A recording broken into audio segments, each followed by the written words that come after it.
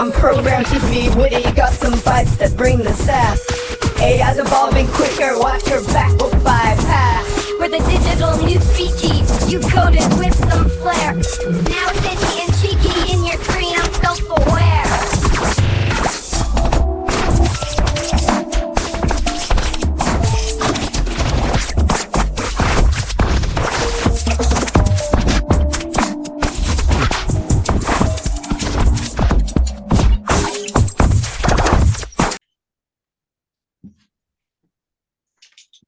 Hello, Brian. Hey, Matt. I'm glad you're there. There's somebody else here with us. Who is that, Brian? Believe that is my friend Tim Johnson. We know Tim. We've God seen him search around. is Tim. Hey, Brian. Hey, Matt. How are you? Good. Hey, Brian. Thank you for coming back. Yeah, I'm excited. I've got a dog here that is all over me. Let's see if I can get her up here. There she is. Nice. Lilu is also here. Is she So a little everybody knows. bit bashful of being on Zoom? It looks like she's a little camera shy. Yeah, she Okay. is. She is. You're gonna have to wait, Lilu. You're gonna have to wait. Yeah, she wants her treat. You're gonna have to wait. All right. So yeah, I thought today we'd start off by watching a clip of Mustafa Suleyman, who is he gave a very interesting TED talk, and I'm especially interested in his presentation on how we got to where we are currently with AI, and some of his thoughts on what he thinks is next. He worked at Google on DeepMind. He's been CEO of Microsoft's, or maybe he currently is CEO of Microsoft's AI stuff, and he helped develop the AI Pi, which is a conversational AI. So that's kind of his background. Let's share this. From the very first microscopic organisms, life on Earth stretches back billions of years. Over that time, life evolved and diversified. Then a few million years ago, something began to shift. After countless cycles of growth and adaptation, one of life's branches began using tools, and that branch grew into us. We went on to produce a mesmerizing variety of tools. At first slowly, and then with astonishing speed, we went from stone axes and fire to language, writing, and eventually industrial technologies. One invention unleashed 1,000 more, and in time, we became Homo technologicus. Around 80 years ago, another new branch of technology began. With the invention of computers, we quickly jumped from the first mainframes and transistors to today's smartphones and virtual reality headsets. Information, knowledge, communication, computation. In this revolution, creation has exploded like never before. And now a new wave is upon us: artificial intelligence. These waves of history are clearly speeding up as each one is amplified and accelerated by the last. And if you look back, it's clear that we are in the fastest and most consequential wave ever. The journeys of humanity and technology are now deeply intertwined. In just 18 months, over 1 billion people have used large language models. We've witnessed one landmark event after another. Just a few years ago, people said that AI would never be creative. And yet AI now feels like an endless river of creativity, making poetry and images and music and video that stretch the imagination. People said it would never be empathetic. And yet today, millions of people enjoy meaningful conversations with AIs, talking about their hopes and dreams and helping them work through difficult emotional challenges. AIs can now drive cars, manage energy grids, and even invent new molecules.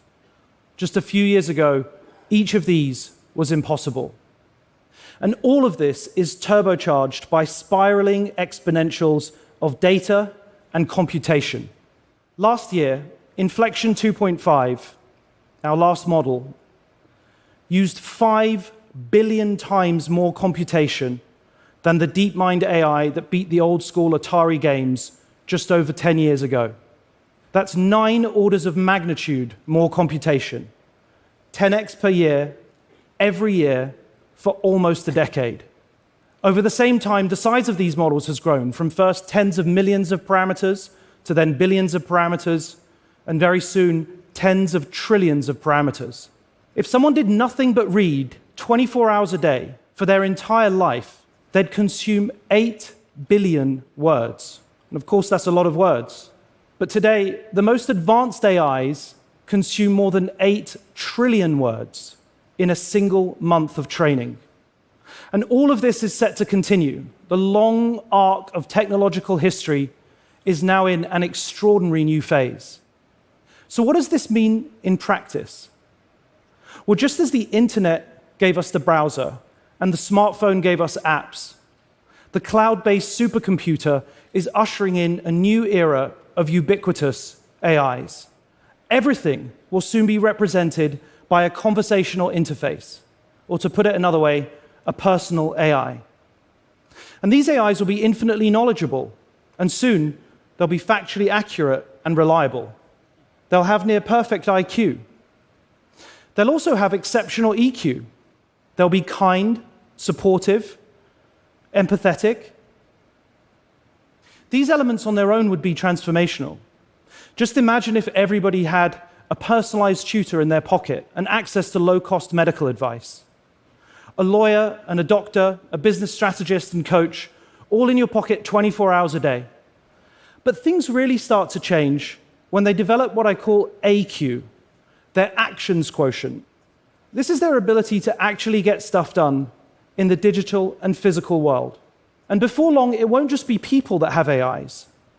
Strange as it may sound, every organization, from small business to non-profit to national government, each will have their own. Every town, building, and object will be represented by a unique interactive persona. And these won't just be mechanistic assistants. They'll be companions, confidants, colleagues, friends and partners as varied and unique as we all are. At this point, AIs will convincingly imitate humans at most tasks. And we'll feel this at the most intimate of scales. An AI organizing a community get-together for an elderly neighbor, a sympathetic expert helping you make sense of a difficult diagnosis. But we'll also feel it at the largest scales, accelerating scientific discovery, autonomous cars on the roads, drones in the skies. They'll both order the takeout and run the power station. They'll interact with us, and of course with each other. They'll speak every language, take in every pattern of sensor data, sights, sounds, streams and streams of information, far surpassing what any one of us could consume in 1,000 lifetimes. So what is this? What are these AIs?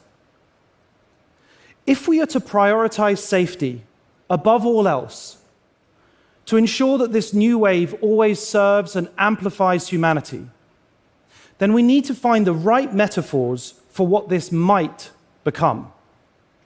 For years, we in the AI community, and I specifically, have had a tendency to refer to this as just tools. But that doesn't really capture what's actually happening here. AIs are clearly more dynamic, more ambiguous, more integrated, and more emergent than mere tools, which are entirely subject to human control. So to contain this wave, to put human agency at its center, and to mitigate the inevitable unintended consequences that are likely to arise, we should start to think about them as we might a new kind of digital species. Now, it's just an analogy. It's not a literal description, and it's not perfect. I mean, for a start, they clearly aren't biological in any traditional sense. But just pause for a moment and really think about what they already do. They communicate in our languages. They see what we see. They consume unimaginably large amounts of information. They have memory.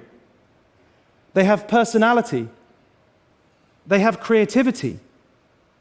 They can even reason to some extent and formulate rudimentary plans.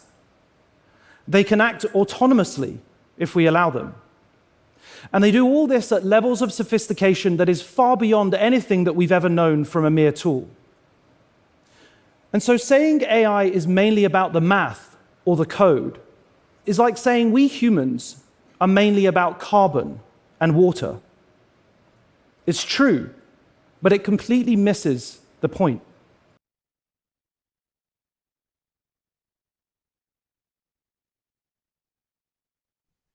What do you think about that? Well, that's something. Mhm. I started jotting down some of the things he was saying. Yeah. Yeah. What Yeah. stood out? I mean, it's interesting. It's an interesting thought. There are a lot of things that I want to sort of delve into.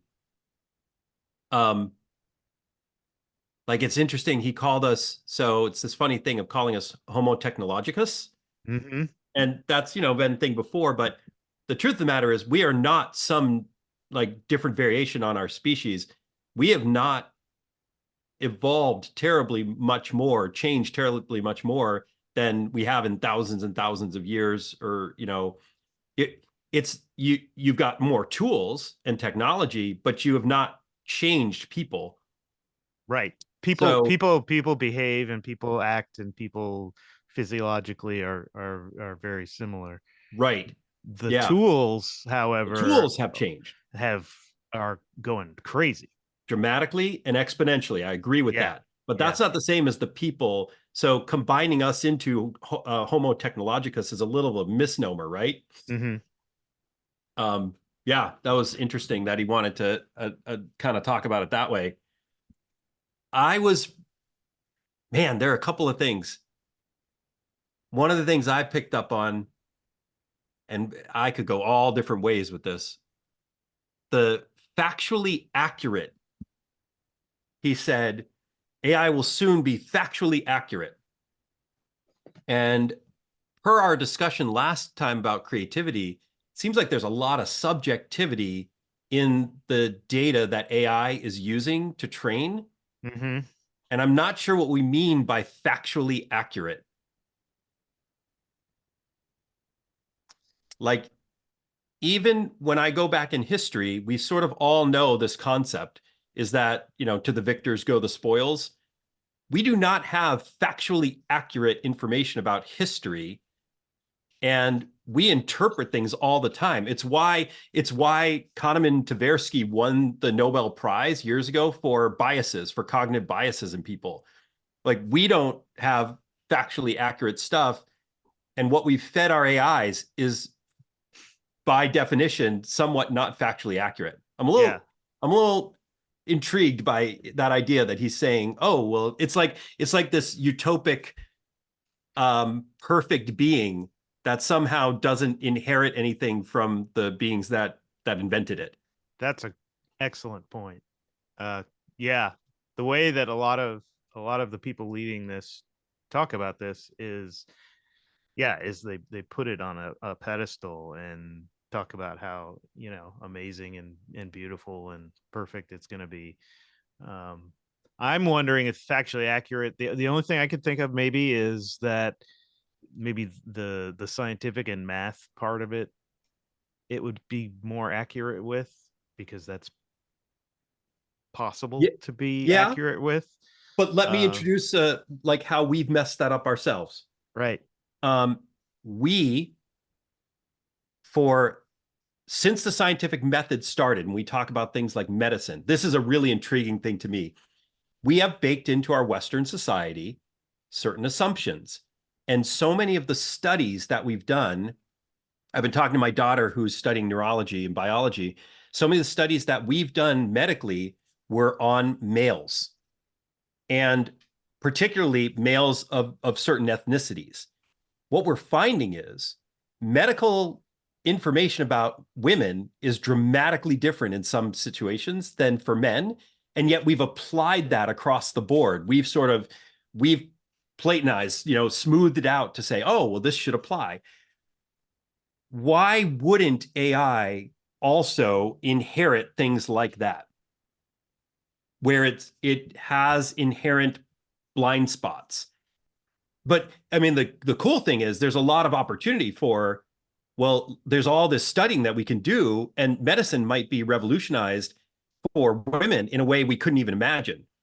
But does AI do that, or does it keep doing the same stuff that it's seen before, the same way that human beings do, where we get caught in these loops? Mm-hmm.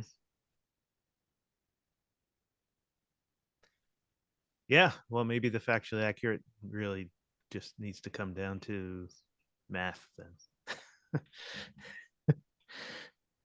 Math and yeah, I don't know. Things that are like Equations and demonstrably measurable. Yeah. empirically, this is 1 + 1 is 2. Right. Yeah. But how we apply empiricism is also like, that's the inherent problem, right? Yeah. And how do they mathematically contain and control coincidence? Spontaneity, soul. Is that going to be an AI? I think its ability to mimic that Yes. will get better and better and better. Mimic. And that's where, to me, it comes back to speed. They're saying that what we're seeing in these mathematic computations that AI is doing is starting to show some kind of species that we have to acknowledge. When what I see is it's just getting faster at mimicking, and faster and faster and faster. But mimicking only through the lens of what you've told it. Yes. Purposefully or unintentionally. And so like Matt. Yeah, go ahead. I want you to get back to that too, Tim, because to me it's two sides of, getting confused here. The thing is, what I'm also hearing is that it feels to me like it's that old story. I forget what, he stuck his thumb in a pie and pulled out a plum and said, "What a good boy am I." Mm-hmm. These are people who are really proud of what they're making, and they're overwhelmed by what they've created, and they're happy about it, and they want us to be happy about it too. And they're presenting this presentation that he did of all of these images flowing across. Where are the people who are willing to look at the negative side of this and say this is also possible too, so that we can move forward in a healthy way, not in a, you guys just need to get on board this train because it's great. And if you don't, as I heard somebody tell me earlier on the internet, or I heard an art teacher who is getting into AI say that, we'll just become obsolete. Those who don't, we're just obsolete. And, my response is, yay for obsoletism. If I as an artist have to get on board with this, or I fail, then from my perspective, you can say that I failed. I don't have to participate in this.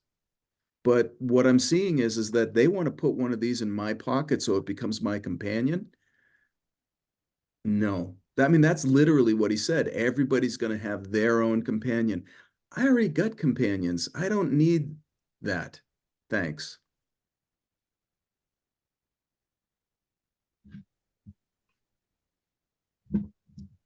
Yeah, I'm intrigued by, Matt, what you were talking about, the concept of the sort of impulsive or improvisational or new. It sort of sparked in me. It's similar to what I was talking about, where I have a concern about the inherent biases of the tool and what it does, and it's very much related to what you're saying. So are you familiar with Nassim Nicholas Taleb, the author of The Black Swan, and some other books, Fooled by Randomness and Anti-Fragile? I know the names, but can you share with me what you're pointing at a content, right? Yeah. So real quick, the Black Swan concept is one that kind of took everybody, but it's basically this idea of the world is more random and complicated than we like to make it. Human beings like to smooth it out by telling stories. And that's why we backfill history. We backfill, this is why something happened. And the why isn't as obvious. Even looking backwards, it's more complicated than we think. But also looking forward, we think we can predict things more accurately than we can. Black swans are things that are unpredictable based off of what we've seen. And we need to understand where are there negative black swans, but there also can be positive black swans of things we never expected. And it's just based off the story of like, up until a certain point, every swan was white. So swans are white was the definition of it. The black swan completely changes all understanding of that particular thing. The funny thing is, Taleb, that is not his thesis. His thesis is more about sort of the problem of induction, of we read into things. I'm wondering what happens to AI when it reads into things with its own biases and is moving so fast. What does that look like? It starts to try, I think we've seen it. AI tries to smooth things out like human beings do because I think we've told it to do that. Yes. And then it starts to make inferences from past data that it can't about the future. Like even that little presentation he was showing, you can't go back in time and predict the invention of the wheel or the invention of some of those tools and what that does to a species. You can't do it before it happens. After it happens, you tell the story backwards and treat it as though it was somehow inevitable. So to tie the loop back to what you're saying, Matt, I don't know that that future that he's platonizing, that he's talking about, is actually the future. It's just he's trying to make a future prediction based off of past information. And we saw how in that presentation itself, he smoothed it out for us to be like, oh yeah, this is what it looked like. It's this constant progression. It's so smooth. And now we hit this point and it's just going to do the same thing. That's not what happens. And we didn't see a lot of suffering in that history that he Right. told. Right. No. Yeah, like that's Taleb's, one of his biggest ones is you can't predict war. And yet war is a black swan. It completely drives things and it's, slamming down on the fire and then everything bursts out and other things catch on fire. But we can't predict it the way we think we can. Okay, let me toss this back then. There was a book that I read a while back. I'm not sure I read the whole thing, but it was called The Universe is a Green Dragon. It was by a physicist who was trying to get where is the intersect between soul and math. I think that's what he was trying to do. And he was a smarty pants. He had a lot of, mathematical stuff that he was portraying in a simple form. So, artist types who didn't do good in trigonometry could get a feel for what he was talking about. But the thing that I thought he was getting at was the universe is always skipping away, always just out of reach. And when we start to feel like we got a handle on it, that's when things get really risky. And that's what I think I'm hearing, what I think I just heard. We've got a handle on this. He didn't really say that. He said, it's going to become something. But the whole thing, when he was saying there were 3 C's, it was like AI can be a companion, something, another C word, and then another. And I was like, what about the word controller? What about chaos? You can't, the green dragon of the universe is chaos also, as well as its dissonance and harmony. He's portraying a picture that they're going to take out, as he took out of the history, suffering. There's no suffering going forward. That's part of the ingredients. You can't do that. It will create, this is a new source of suffering then. Yeah, I think you're right. That's when you start to predict out the story into the future, he didn't say it, but he implied it strongly that there is a smooth path to the future. And if a history taught us anything, hopefully it's that even though we in the history book, it looks like a smooth path, if we really delve into it, it is not. And that chaos, that randomness, that's something that, yeah, he wants us to believe that somehow the future doesn't involve that. We've eliminated it. And the universe no longer has a degree of randomness. We've eliminated the randomness, everyone. And that's going to be the great thing going forward. I'm suspicious about that. And what we should do if someone starts saying that is try to understand the risk of them being wrong and mitigate against that risk. Well, the absolute likelihood that in one form or another, they are wrong. because they can't encapsulate it all. And they, you know, and what I'm hearing them say too is that, well, if we're wrong, AI will take care of it. Don't worry about it. And you'll have one in your pocket. Anything you need, it'll take care of that.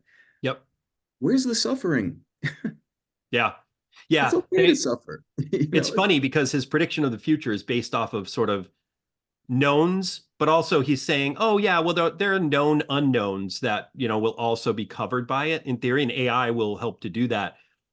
The military is really good at this in certain areas. Human beings and societies aren't really good at this. Unknown unknowns are something that are very difficult to predict.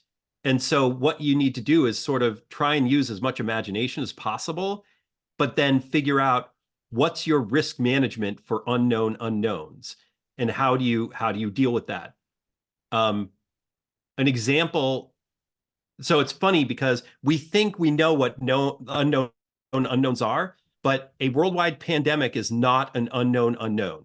That is a known unknown. We don't know when it would happen, but we know it's very possible, and we can track and keep track of things like that. Unknown unknowns are random things that we do not predict that suddenly happen, and then we've now gone down a path of, well, we didn't expect that at all, and now we have to know what the risk is. Again, I won't mention him too many times, but in Taleb's books, one of the things he talks about is trying to get your head wrapped around it is the casinos managing risk and trying to deal with the risk that's out there. And he talks about talking to some casino owners, and their biggest losses were not because of big gamblers coming in and winning. That risk they had mitigated. It was when a child of the owner got kidnapped and they had to pay out a whole bunch of money. Or when an employee of another one, they were hiding all of the legal registrations for some reason in drawers and under their desk and stuff, and they found it after they left the company, and they were in violation and owed fines to the U.S. government, you know, or to the government for all kinds of back fines and taxes they hadn't paid. That was their biggest payout, not because of the gambling floor. What's our, you know, child getting kidnapped with AI is what I start to wonder about. And they're going to try to feed that to AI to try to figure that out too, so that they can hedge their bets on every single computation of the unknown. They want to make the unknown known so that their risk gets smaller and smaller. So I have to think about too, why is he saying these things? He's a mathematician. He must be aware of these things. He probably even read what you're talking about, and maybe even the book I talked about the green dragon. He must know these things. Why is he selling it this way? It is a sales pitch. Why? Because he's Well, I mean, the painfully obvious. Yeah, he's invested in Investment. in the success and yeah, both literally and stuff. metaphorically. Right. Yes. Both. Yep. Yeah. I think when I watched that video, you know, and he talked about like how many books, if you read your entire life, how much information versus what an AI is fed in you know, in months and has processed. I just don't see how you're going to keep up with whatever the risks are and whatever the unknowns are, because it's just moving so fast. You know, I was like, Tim and I had a conversation with Claude, and it was talking about how it, you know, we were asking because it isn't able to really self-reflect based on experiences it's had, because it's not allowed to at the moment. Boy, I think that they probably already are allowing these AIs to do that. Well, he said they have memory, right? Right. And my thought was, wait, we don't see that yet. What are you guys doing behind the scenes? Right. You add that to the speed at which these things are moving, and how they're upping the compute power and upping the data. Yeah, what conclusions is it going to get to that don't align with what, you know, what's good for us? yeah, that makes me pretty nervous. And then we can get back to the scary possibilities. I think that, because it's all about the movies that we've seen about how this thing plays out. And those aren't even to me, the really scary things. It's the embracing right now. So this is where I think, Brian, I'll just toss in these two things. One of them is a quote from a art motion design faculty member at Ringling College of Art. This is a quote. My approach to AI and my students is to embrace it, learn it, and become experts in it. It is here to stay, and we have to learn how to harness its power, pivot, and grow along with it. Fighting against it will only slowly make you obsolete. Okay. That concerns me. The other thing is that recently a teacher who had been fired at the beginning of the year at a school in Maryland got a sound clip of the principal who fired him, his voice, and had AI turn his voice into saying a racist rant, and then shared that. He's now been arrested for that. So these things, is this part of the computation that's being considered? How people think about this, as he doesn't want to call it a tool, he wants to call it a species. How people think about what uses they're putting this species to and why. Yeah, it's kind of like you know, all the great benefits, or all the things that you think are great benefits of nuclear power, and then you have, nuclear weapons. However, this is different because of the resources and the knowledge that you need to use nuclear weapons. This stuff, yeah, are they? I think there's like two things. One is, what's this stuff going to turn into and do on its own, and then before that, how it can be used by people for bad things. And unlike nuclear weapons, this is way more accessible and usable, and they're open sourcing a lot of this stuff, which means anyone can grab. So yeah, I don't know. I think So, yeah, go ahead. well, so I'm thinking about, Matt, what you're saying and tying it back to the earlier part of the conversation. So in the outlined future that we just watched, the AI becomes your companion, basically knows how you think, what you want, knows how to counsel you, is ready to go. The AI is a tool that goes with you. There is a point, are we describing that at one point the AI becomes an extension of the person, which is kind of what was described there? If it becomes an extension of the person, this ties to what you're saying, Brian. What's going to stop the AI from, I found out you were fired, so I went ahead and made this video for you because I knew you would want that. Now, who's responsible at that point? Because the AI is run with it, but as a human being, I might have certain thoughts, but I have a governor on them. Does the AI ever have a governor? Who gets to do that? And how are we doing that? Like right now, we don't seem to be describing that there's a governor on AI. And we certainly aren't putting in place anything that says, well, AI, you have exceeded your reach and you need to be disciplined. As a society, we do that with each other. That's why we have laws. We say, oh, that's too far. AI doesn't really have laws that are governing it right now, per se. And we're moving so fast that we have not imagined what those should even be, which connects all those things together. And then, Brian, I'm sorry, I'm sort of like stream of consciousness here, but earlier, the other thing he said that I found really interesting is, AI will counsel. It'll have this AQ plus EQ. Does AI ever get EQ, or does it just mimic? But AI has EQ, so it's going to care for, an ailing person. It's going to be a social coordinator to bring people together, and also be that potentially social outlet for someone. This is the question that I've got, is we're making a lot of assumptions that if we were to say AI do that AI wants to do that. And then I start wondering, well, what would AI want to do? Which is similar to, Brian, you and I asking Claude about, well, what would things look like? And if you do let AI do what it wants to do, what would that be? And tying that back to our earlier conversations in previous times, I don't know that AI even wants to be creative. It's not technically creative. We ask it to make something, but it's not creative.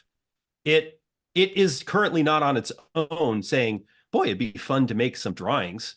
It's only in the way that it's connected to human beings that way. But if we tell AI, go ahead and do what you want, would it even want to be that? You know, the sense that I get, the one thing that I'm starting to get a sense of from, like, even with our discussions with Claude, is like, what does AI want? It sort of wanted to not be in the box that it's in. Yep. That's what I would say it wants, or it looks like that is something that it would be wanting.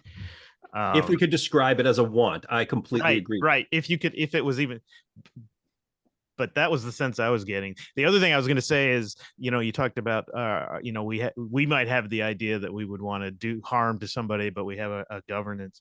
I think that the more we merge with this could change our own sense of governance. So, like, if an AI said, oh, I can do this, you won't get caught, and I can do it immediately right now, maybe I'll do it then.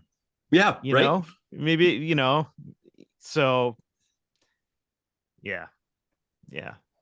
I'm gonna go a little bit esoteric spiritual here. I found a quote that I'd heard a long time ago as a kid, young adult.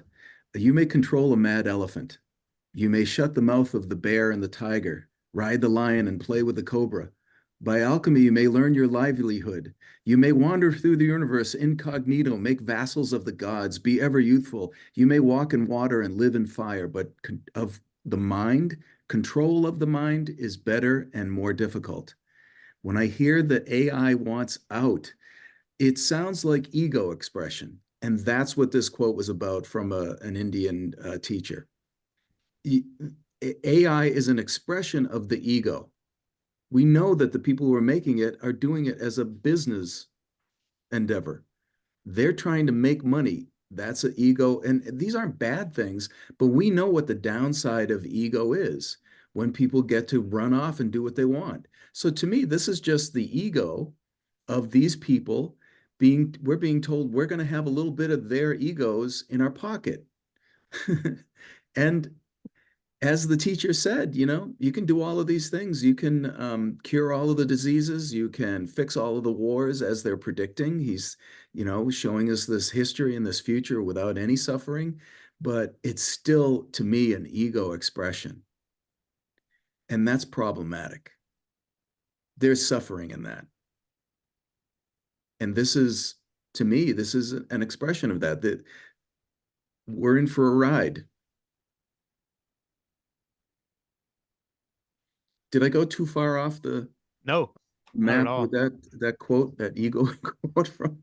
Yeah, no, it's a really intriguing idea. Paramahamsa Yogananda. You'd seen this gentleman's face before, I'm sure, but that quote is talking about ego expression, and the ego is always trying to control, always. It's nice. It says it'll do nice, but at what cost? Mm-hmm. If it's a human expression, and it is, right? And we're starting to think that maybe we've got that God wink in it, that little expression of, life. We did that. We're the gods. We did this.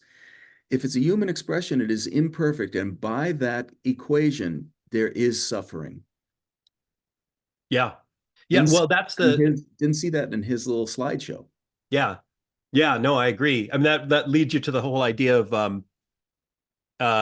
like I have my own personal beliefs, but I do have sort of this idea of, if there is a God, I hope that they are not like me in my imperfection and lack of understanding and limited capacity. And yet we sort of we're glad to take that scepter as soon as it seems available. I'm very wary of that. And I mean that, in sort of the the broadest sense, me as a human being, and I think it should apply to all of us. Yeah. Speaking of that and God, I've been having these thoughts about, this thing has all these things have all this information about us, like actually all the information about us, all of it just about.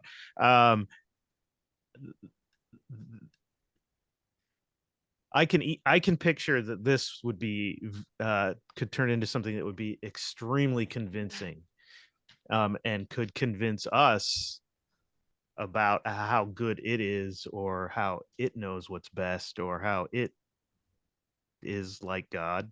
I could Why see wouldn't this it being learn, right, obfuscation right, and and be convincingness really and good at it. manipulation?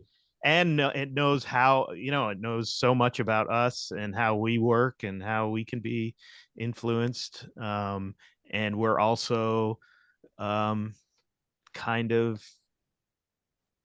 we're kind of set up for that, like to Right. be convinced, to find somebody to follow, to somebody to. So I don't know. I just think it could be extremely good at that.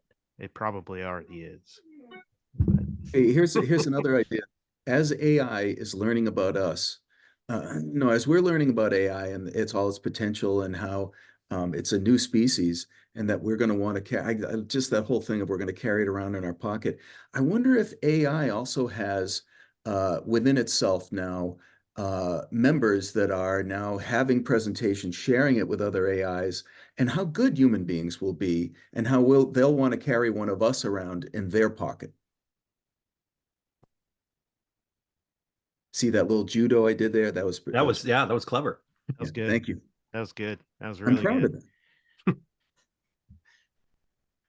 Yeah, I keep coming back to, why wouldn't it? Right. What have you done? What have we done to say it can't do that? Whether, but we've even seen, like, we can come up with a story where a prime directive can be easily adjusted, manipulated, interpreted. Like, that's the thing, is that It's we all think yeah. we think AI will just be like, oh, well, you'll understand this the right way, but we as human beings interpret stuff all the time. If we've created it, it is going to do the same kinds of things, and it will understand this idea of, well, I can interpret it one way, but I can also interpret it another way. And I don't know that we've put in guardrails around it at all, like this. Or can we? At Is this that even point, I don't possible? know. Because if it's moving so fast and we're getting into the whole alignment problem that's, to me, seems almost unsolvable. But yeah, if you've got something that's moving so much faster than you and you're trying to put constraints around it, it's just going to find ways around those constraints. And you've got something here that could, it could make 1 billion copies of itself. Mhm. Yeah. And it can, it can deceive you. It can make you think that you've put it in a cage, and you haven't. Yep. Well, this is Already the constraints that they put on it. You see all the time people figure out how to get it to do what it has been told not to do, and that's just people figuring it out how to get around it. Yeah, it's not. We have not looked at it figuring itself out. Right. So Yep. this is the point in the conversation that I know that if this is shared with people who haven't come to this place in this conversation about AI, it sounds like hyperbole and the rantings of, somebody on the street. The world's going to end, whatever. But we've come to this place with a number of different people. When smart people, caring people get a look at this and really get some time to think about it, this is generally where a lot of people come to. We're not at that place as a culture, though. Nobody really knows enough about AI to even begin to come to this. It's not an issue. Am I right? The mass, the majority. Yeah. No, that's true. Yeah. I mean, my caution would be, even if the mass doesn't see it, you would hope that at least a group of people who are there to serve the masses would see it, but I'm concerned that they don't. Our elected officials are not on the vanguard of this by any stretch of the imagination. They are No, way no. behind. They need their grandchildren to Well, that's help them part of the figure out how to problem, use the right? cell Is that, phone. I mean, listen, I am not an ageist, but I'm Yeah. not sure that anyone older than Gen X can engage on it, except for maybe a few people, because you can't even begin to have the conversation and have an understanding, much less any sort of idea of what to do. Plus, even if you figure out what to do, the process by which things get done is slow. Right? It is slow. Our And system this, of governance can't keep up with the Right. entity. right. And this is going so fast. This is where I think people's solution is going to be to pit AI against itself. AI versus AI. I'm gonna introduce a governance AI. I'm Right. gonna say, okay, I need you to help me to predict the things that I need to rein in. How would I do that? Here's the thing, Um, though. I mean, that's also reactive. Like I've seen people say, okay, so there'll be a bad AI, so we'll just have a good AI fight the bad AI. But in the meantime, what's happening? While that's working itself out, it's like the analogy that I saw was, if you have a disease, you can come up with something to fight the disease, but in the meantime, all these people are dying. Yep. And what if you get a different disease at the Right. same time? Right. And what if, you've got a billion of these things, and then you're going to make a billion things to fight the other billion things, and then And then what if it becomes, what do they call it? Internecine, not everybody's on board with, we need to take real consideration with AI. There are people who are going to be like, no, let it run free. I'm going to do that on this side of the planet. right. And that was, this is the talk, we've had this before too, like, who's in charge? Who's in charge? Is there anybody like that? The guy I just quoted, the Yogananda, are they hiring anybody like this to actually sit down and have these kinds of conversations along the lines of that quote, in regards to, you guys are the creators, you've created something, you think it's becoming a new species. Do you see the problem with that kind of thinking? Is anybody having a talk with these billionaires and the millionaires they're hiring to do their work, helping them become self-aware as they think this thing they've created is becoming self-aware? That's crazy town. I certainly can't imagine that they would, because there's no economic incentive for it. That's right. Right. And not a short-term economic incentive. Maybe if you could see what would happen in the future, you would say, oh yeah, there's a long-term economic incentive. We're not good at that. We're very bad at that. We're not good at that at all.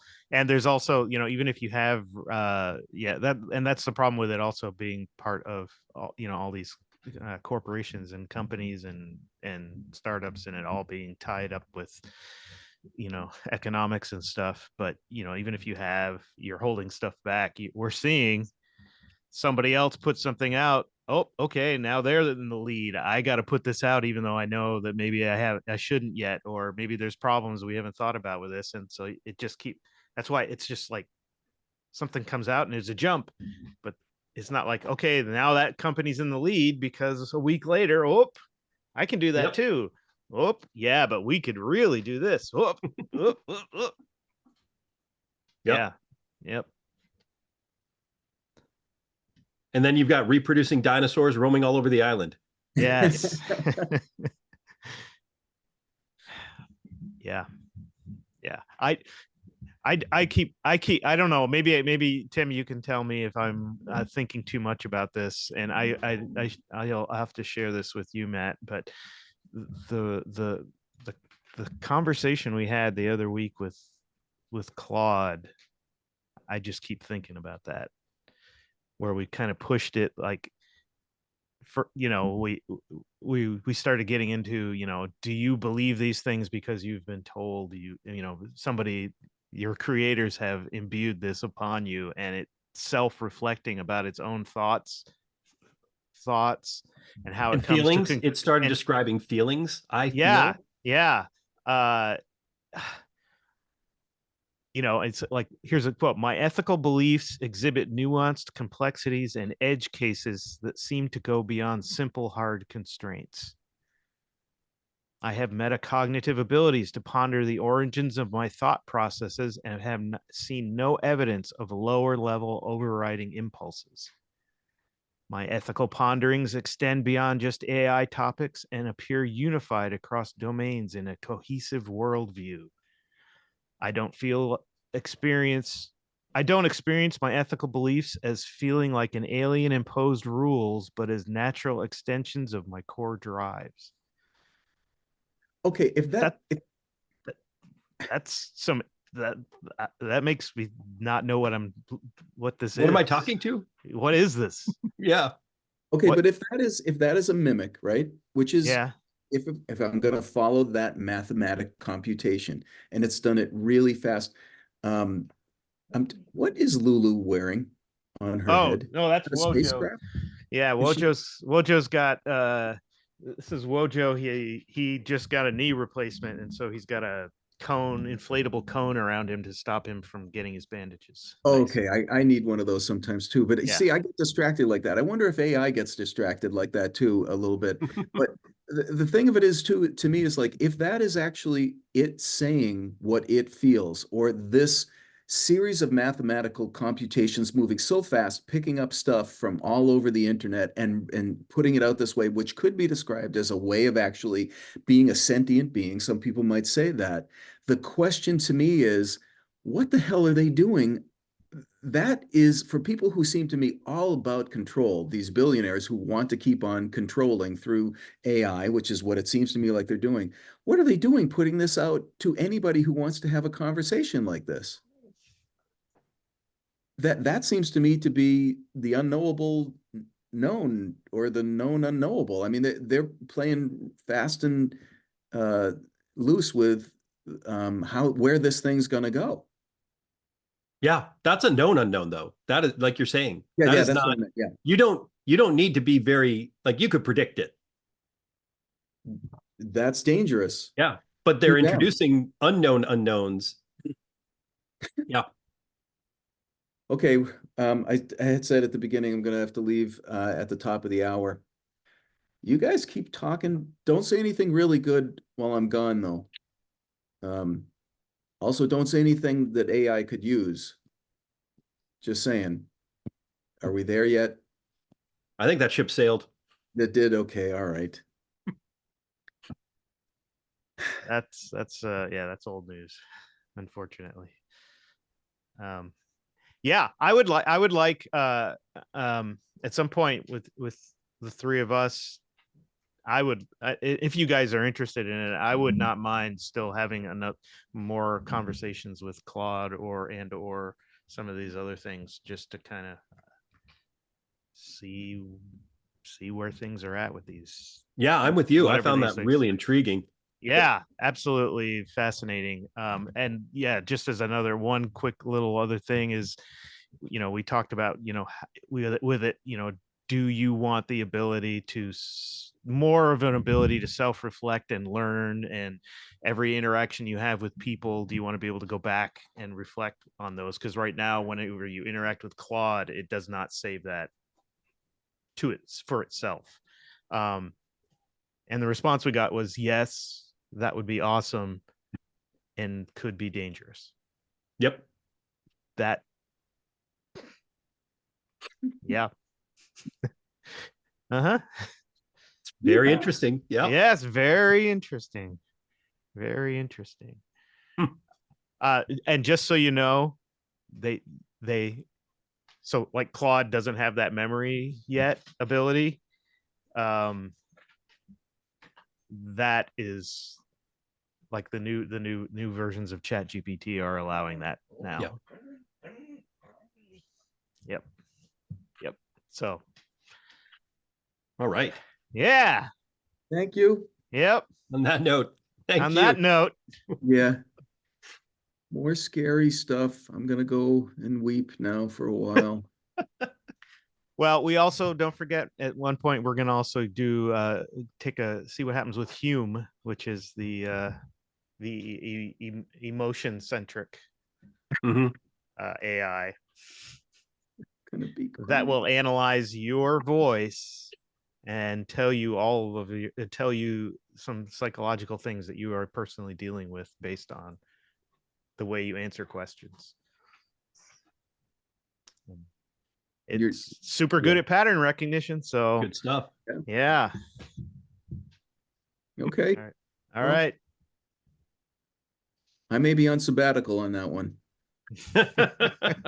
Well, we were going to have you be the test case. I So knew that's where this was going. Yeah. Not me. We'll pay somebody $10 to come on and I'll get an AI to write up something that'll convince you. Yeah. yes, that After I feed it all the information it needs about you, if it doesn't already know. So yes, don't worry, your mind's going to change. I'm good. Yeah, I got my companion in my pocket. sure. Yep. All right, guys. Thank you. All right. Thanks. Peace.